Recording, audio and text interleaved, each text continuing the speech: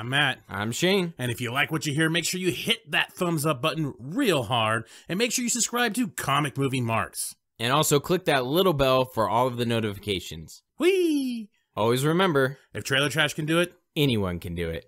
hello and welcome everyone to another Comic Movie Marks video. Yes, today we are, well, off to a great start is what we are. We are giving our Deadpool 2 spoiler-filled review. If you haven't listened to our non-spoiler review, we tried something a little different, completely failed in trying to do something different, and then tried to fix it by acting like complete idiots. So definitely, if you've already seen Deadpool, go check out our non-spoiler review anyway, because it might be entertaining. Yeah, absolutely. We think it is. We try to be as transparent as possible. We've talked about our struggles with Audacity in the past and had some entertaining episodes, some re-recording of episodes because of fucking Audacity. So here we are, giving our attempt at re-recording once again in our non-spoiler review. So definitely check that one out. Not because of Audacity this time, though. Yeah. Anyway. Yeah, surprising. So Deadpool 2 came out. We'll give the normal statistics and all the other good stuff right about now. Yes. Thank you for the prompt. So I don't know, you're struggling, so I just want to make sure that you yeah. Right now, that's your cue. Oh, the line. So Deadpool 2 obviously came out last week. We're a little bit behind on this, but that does give us some better statistics. The opening weekend was $125 million for Deadpool 2 domestically. It is currently sitting at $300 million worldwide. Interesting thing to note, the production budget on Deadpool 2 was $110 million, which is almost double the $58 million from Deadpool 1. Deadpool 1 but also... still minute compared to a lot of superhero movies. Yeah, absolutely. The opening weekend for Deadpool 1 was actually a little bit higher of $132 million. It ended up finishing its run at $783 million. So moving on to the beautiful Rotten Tomatoes scores for Deadpool 2, 83% for critics, 86% for audience, so still pretty high. Deadpool 1, we have 83% critics, 90% for fan rating, which is kind of surprising. Some of the stuff that Matt and I talked about in our non-spoiler review is it seems like a lot of people liked the second one more than the first, but we're almost right in line with this, enjoying the first one more than the second. Yeah, I enjoyed this first one a lot more. As we talked about in the non-spoiler, the first one just felt more natural than this one. This one definitely had that feel of forced humor and forced fourth wall breaking. So yep, and the last thing, the IMDb for Deadpool 2, 8.2 out of 10, and surprisingly for Deadpool 1, 8 out of 10. So a little bit different there. The Deadpool 2 score a little bit higher than the Deadpool 1. Definitely interesting. So we'll start off with the positives. Again, this is a spoiler, so if you haven't seen it, the positives, the action in this one compared to the first one is definitely better. I felt the hand-to-hand fighting, the explosions, and all that shit, the practical effects, you could tell, were way above what they were in the first one. He killed a lot more people in this one, and he did it very, very well. I thought it looked pretty good. The shaky cam wasn't too bad. It still was there, but wasn't too bad for the most part. The characters, I thought they added Domino and Cable were fucking hilarious. Domino's power is crazy to watch. It's just really nice. Her tits are amazing to watch as well. That's the luckiest push-up bra I have ever seen in my life. Yeah, no shit. Yeah, Domino's, whoo, smoking for sure. And so I thought those characters, Cable, I thought was a great addition, that more serious tone. I think they captured, from what I understand in the comics, is kind of the what they are, is he's the fuck around guy and Cable's a super serious guy. So I thought that really captured it well. Too bad he's only 5'11", nowhere near what the comics are. Yeah, that was a fantastic joke. The one, kind of going back to that, the action scenes, definitely better action scenes, and I think the upped budget was more noticeable in that regard, and it plays into Domino so well. I really loved what they did with kind of her luck of how she's just doing shit, and then everything's just falling around her, and she's just able to navigate just perfectly because she's super lucky. And I like kind of the exchange of luck isn't a superpower and things like that. So the addition of those characters, like you said, Domino, and as well as Cable, Josh Brolin, man, he did a fantastic job.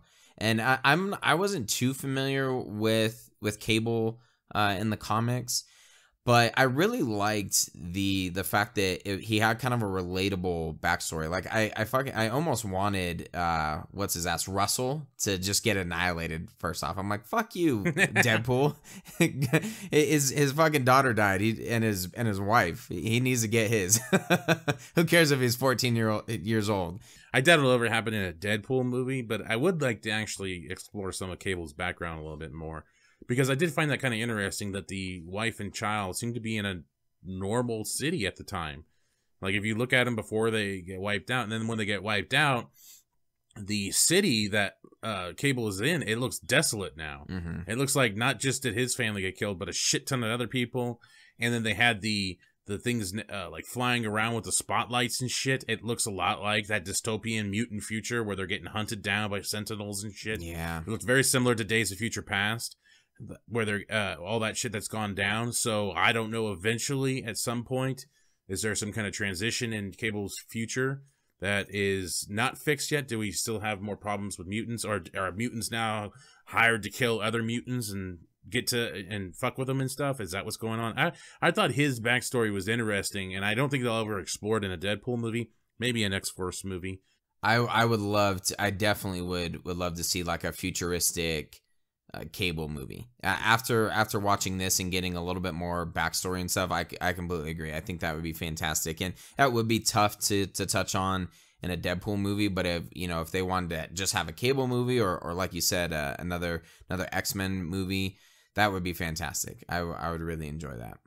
More positives. The humor, for the most part, is good. It is solid. I think, again, as we talked about in our non-spoiler, the humor in the first one is more natural, so you get a better sense. And I think it kind of related a little bit more to us personally.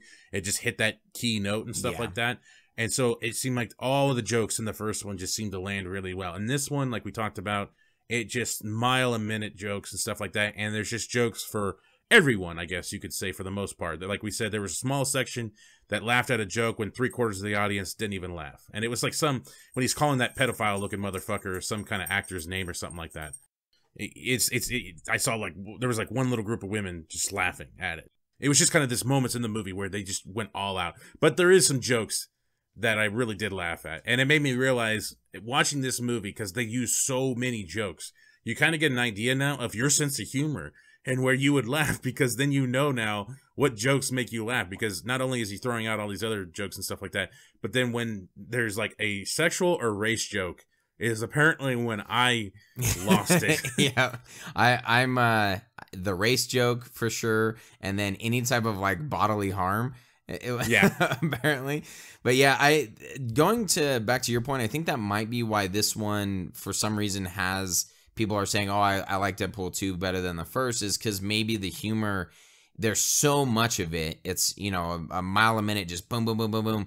Rattling off different jokes, but they're also very broad. There's ones that are very pop culture references. There are bodily ones. There's bodily harm. There's sexual. There's racist. They're kind of hitting the entire gambit of jokes. So you're gonna get someone in each of those, and maybe that's why people are like, oh, I enjoyed this one, and and even with some little bit of weaving in and out of both those categories of jokes as well. So to where you're like, oh yeah, I really like this one. Where the first one, as you said, definitely hit on exactly like our sense of humor. Yeah, just to throw out a couple of my favorites was when they're in the prison and the guy walks up to him and he's like, oh, my name is Black Tom Cassie. I'm White Wade Wilson. That just fucking killed me. And then when Cable shoots him, you killed Black Tom, you racist. Oh my god, dude. I fucking died laughing. I could not stop laughing at that shit. You killed Black Tom, and then when the Pander's music is playing and the Cable asks him to turn it down, and then Wade Wilson, Deadpool, is just giving him a bunch of shit about, why didn't you just do it in an Indian accent? Huh? And he's like, I'm not a racist, you fucking asshole. Like, fucking, And then even when he's dying, I hope you can judge a person by their character, by the content of their character, not by their skin. Yeah, and not he by just the looks color at of him their like, skin. you son of a bitch. That, oh man, those ones were so fucking funny. And then all the stuff with Colossus and Deadpool. Like all the little homo tension and shit. Yeah, it was just so fantastic. He brings the little boombox and oh man, or it might have been his phone. It was a cell phone with a picture of a boombox. With a picture of a boombox. I couldn't really tell. Yeah, it was fantastic when he gets to the mansion. And he's like walking around. He's like, "Come on, you think that the studio would at least throw us a bone?" And then there's like the the X-Men in the room, and they like close the door. So they had the actual people too. They had James McAvoy. They had the guy that played Quicksilver. They had all those guys. Yeah, they did a good job. Even Brad Pitt shows up as the Vanisher. That was the fantastic. Vanisher part. That one did make me laugh because the floating empty backpack. yeah, that's right. He jumps out of the plane. For a minute, I wasn't sure if he actually existed. I was gonna say is this even gonna be a thing? But then when he jumps out of the plane, I'm like, oh, he's definitely there, and that was fucking hilarious. He's just falling. And Brad Pitt was supposed to play Cable, and bam, look at that. He's the Vanisher. That's right. Yeah, that's right. So there it is. There's your Brad Pitt casting rumor. Yeah, he was the Vanisher. He had one little cameo in there. That was great. So the jokes again they're great. They're funny. Some people might be a little annoyed at the way they iced the X-Force there. I don't know. We weren't quite getting into the negatives, but that was one of my things that I was like, man, I wish they would have played into that a little bit more.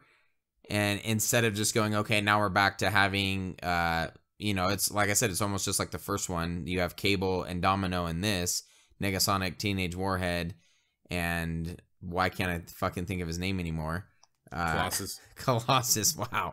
And Colossus in the first one. So it almost was like an exchange, and maybe that was the joke of like, oh, here's the next ones. And he even makes a joke of like, oh, I always have to do everything all by myself. But I thought I was looking forward to them kind of interacting with each other. Peter and Terry Crews' character, Bedlam, and like the way that they were going to interact with each other in addition to Domino and obviously Deadpool. I was looking forward to that. So the fact that we didn't get that at all kind of disappointed me. I was like, oh man. It's kind of weird too, because in the trailers they show Terry Crews' character like punching somebody. They show the Shatterstar guy. He's like using his swords and fighting with somebody. So it's kind of weird. It was actually kind of funny. I guess we can kind of roll into negatives a little bit. I don't know if there's much more positives, but because really this movie is just about how funny if it is or not. Right, and exactly. And the it's action. not really much. Yeah. It's not really the action and how funny it is. I don't know if you really give a shit about the story, but really it's kind of funny because that little twist of killing the X-Force was kind of spoiled for me early on, because if you remember, we did a video a while back of a guy, Jeremy Conrad, that started spilling the beans on a situation that Deadpool 2 wasn't doing well in test screenings, and there was one big thing that really peeved a lot of people off. It was the Mandarin of the movie. It was going to be like the Mandarin. And I remember when we got a trailer right after that of the X-Force fighting people, he actually did a kind of, not a retraction necessarily, but said, oh, I guess they must have fixed it because in the version that I've been told about, the X-Force gets wiped out in a joke. And I read that a while back, and I was like, okay, well, I didn't really think anything of it because this guy is so hit or miss a lot of the times on shit, and so I didn't really take it serious. And then when it starts going down, and I'm like, oh, wow, he was right. That really did happen. Yeah. I don't know if it's quite as shitty as the Mandarin, but no, not even close. Yeah, it's not even close. That's a weird comparison, but I get his point. Like he's basically saying like, ooh, you have all these characters, like yeah, they're gonna interact with each other, and then nope, they all get wiped out in a joke, and you're like, okay, so every single one of them is because of the fucking wind. But I did laugh at that. Like, who could have known the wind was gonna be so strong? Everybody knew, or some shit. Yeah. So yeah, she says like everyone. Yeah, no, because I do like when he's looking up there and stuff. He's like, look at them, they're so graceful, and they're just getting whipped around and shit like they're in a tornado. That was pretty funny. Yeah, that was pretty funny. I mean, the movie definitely has funny moments, and it keeps does. it going. Yeah, for sure. For the most part, but it sometimes does get a little overwhelming. I mean, the only serious parts of the movie is when he's like in limbo, and when he's in that like weird limbo apartment or whatever, and he's talking to Vanessa. That was really the moment where he's the only time he's really serious. Other than that, it's almost consistent fourth wall breaking. I mean, almost to the T. Everything has a moment where he's in tune with our world more than the people around him. Right. I mean, he's constantly making jokes, either Martha jokes, Batman jokes, Winter Soldier jokes, Thanos jokes. Constantly. I mean, it starts off right off the bat with a little tilt-a-whirl, whatever, a little musical box of Logan. Like fucking with a stick through him. Yeah, and then he's like, oh, what does he go and do? He one-ups me by dying. Well, I'm gonna die too, or some shit like that. Exactly. So I mean, immediately, it's intense with the fourth wall breaking. Yeah. I mean, and it just depends. Sometimes it gets a little overwhelming. It's like, okay, can we just kind of have a movie here for a second, and instead of you just talking to us the whole time. So it does get a little. Sometimes it kind of drags it down a little bit. Yeah, that's the one thing. And you and Mike had criticized me for not putting Deadpool as like, what was it? One of the top origin movies that we're ranking. Yeah. Yeah. And I love Deadpool. I loved it. The first one.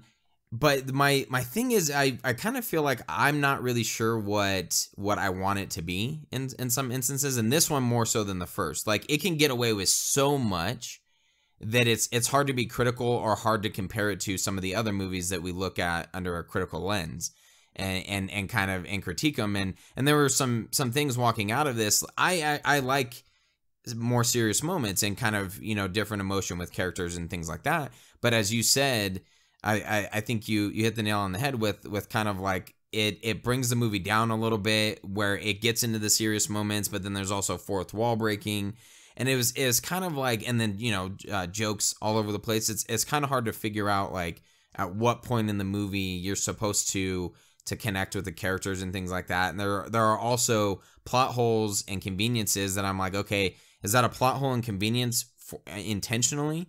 As like Deadpool was saying, that's lazy writing, or is it a plot hole and convenience because that's how they had to write the movie? So it's so weird to try to incorporate like, okay, how am I supposed to feel about this? And I think that is where it gets dragged down a little bit, because in some instances I just want to laugh the whole time and I don't really care about serious moments.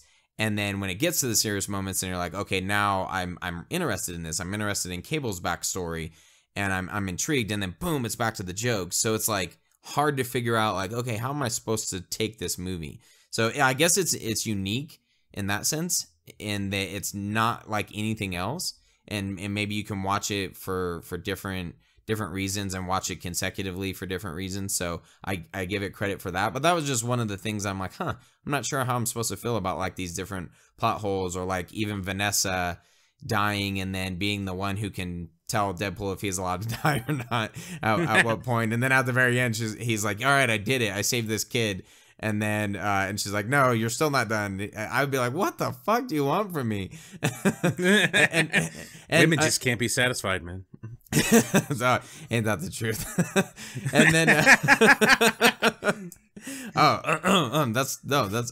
I satisfy my woman perfectly. No, but and then even, I mean, the whole point of the movie, like, is if Vanessa would not have told Deadpool, you need to, basically your heart's not in the right place, and he realizes, oh, I need to save this kid, you almost don't really have a movie. Because otherwise, if he's like, if Cable convinces him, where Cable says, oh, you lost someone, wouldn't you want to go back and change it? And if Deadpool agrees, then he fucking wipes out Russell, and then and then that's it. Like, that's kind of the whole catalyst of the whole story. So I don't know if I should be critical of that, or just say, oh, well, what the fuck ever, it's Deadpool. You know what I mean? Yeah, no, exactly. It's kind of like the conflict that there is with the Deadpool movies is, how do you really judge the movie for what it is? I mean, really all you could do is the jokes, the action, the visualization, and kind of some story structure in general. But some of the CGI, though, I will go about that. Jesus, what the hell It looked terrible. There is one particular moment. Not only does the Juggernaut kind of look like shit, but there's one part where Domino is landing with her parachute and then her powers are kicking in. And there's a couple cars. There's like a car that goes and careens into a gas station, and it seriously looks like a PS2 cutscene. Like it's so blocky of a car, and it cuts and turns, runs into the gas pump. The gas pump shoots out. It looks like garbage, and it just explodes. And there's a couple other moments where it just looks like shit. All the flying objects, the helicopter, I believe it's the X-Wing in the X-Men universe. Like that thing look like shit. It looked like crap when they showed those things. I don't know what was going on. And it's just really weird that, again, a movie in 2018 with an increased budget from its last one has worse CGI in it than the first one. Yeah. I know the first one didn't really go that far to really, push its CGI limits other than the big exploding boat at the end. But it was just weird to me. I'm like, why? Why do we keep seeing this in movies these days? These movies are costing more and more and more, and yet they're starting to look shittier and shittier and shittier. Like, I still can't get over Infinity War. Like, the green screen and some of the effects and some of the CGI just looks awful. Looks terrible in Infinity War at the end there. Yeah, and Justice League unfortunately takes the cake. Not even with if you remove the mustache, which they should have done to begin with, pun intended. But if you take that out of the equation, the mustache, Justice League was one of the worst like studio shot films I think I've ever seen, and it's almost all in Joss Whedon's scenes. But yeah, and at the same time, like you said, to your point, it costs a shit ton of money. So it's like, what's happening? Is it the market is overinflated now or something? Something's going on with computer graphic and like engineers or whatever the fuck their title is, where they feel that they can charge more for lesser skill. That or just rushed quality. I mean, I don't know. Could be. Yeah. Is it rushed because now we're pumping these things out more and more every year? I don't know. I really don't know, because Infinity War has been going pretty much right at the end of Civil War, if I remember right. They've been filming that damn thing. The Russo brothers have been putting it together and filming a lot of that. Mm-hmm. Right. So they've had time to get that shit together. I mean, they were almost done with Avengers 4, filming Avengers 4 by the time Infinity War came out. I mean, they're on it for the most part. Maybe that's what the problem was with Infinity War. I don't know. But it's just kind of weird to me. I don't know. There was just some really bad CGI. And are they saving that for a joke for Deadpool 3 so he can make fun of how shitty the CGI was? Who knows? That could be a Deadpool 3 joke, right then and there. It was like, look how shitty this was and this was and this was and blah, blah, blah. So, yep. So, again, it's a solid addition to the Deadpool movie. I would actually kind of say, I don't know. It's kind of hard to compare this to, like, Infinity War, like, what's so far the favorite comic book movie of the year. It is, yeah. It's definitely not Black Panther for me. The more I've been thinking about Infinity War, the more it's kind of falling down a little bit. The more I realize that it's it's not necessarily a mess of a story in Infinity War, but it's like, it's really the Thanos story, and I only give a shit about the fact that Thanos is in it, and I only give a crap about the Thanos part. So it's kind of like the movie in my head is kind of slowly losing some of its momentum that I had about it before. So I guess I kind of would say Deadpool 2 is my favorite comic book movie. It's probably going to be for a while, because Ant-Man and Wasp looks like shit. I'm sorry. The preview came up, and I'm like, I just do not want to see this. I just do not like the character at all. It's like a tie between him and Bucky and Falcon. Like, those three are the three worst MCU characters, I think. Amen. Yeah, absolutely. And well, I don't know. The Hulk is trying to fucking... Anyway, that's different reasons. But yeah, Deadpool 2 review. Yeah, that's right. We kind of went on a rant. I kind of went on a rant there. Anyway, so let's go ahead and score it. I will give Deadpool 2 3.8 out of 5 marks. Wow. Okay. I'm going to give Deadpool 2 a solid 4 out of 5 marks. It really, for me, it's all about White Wade Wilson and Black Tom. God damn. Was that just one of the fucking funniest things? You killed Black Tom. All I remember about him is he's African American. Just that shit killed me. That shit just fucking killed me. Yeah, that's fantastic. Anyway, okay. In case I don't see you. Good afternoon, good evening, and good night. Congratulations, you made it to the end of the video. You're one of very few to make it to the end. Yes, thank you very much. Make sure you hit that like button and subscribe to Comic Movie Marks Podcast and hit the notification bell. You know, all these fucking YouTube channels say this shit, so I'm going to say it now. Yes, it's perfect. And if you want to hear our full podcast, you can check out our podcast on iTunes or any other podcast subscription service. Make sure you subscribe. Thanks again.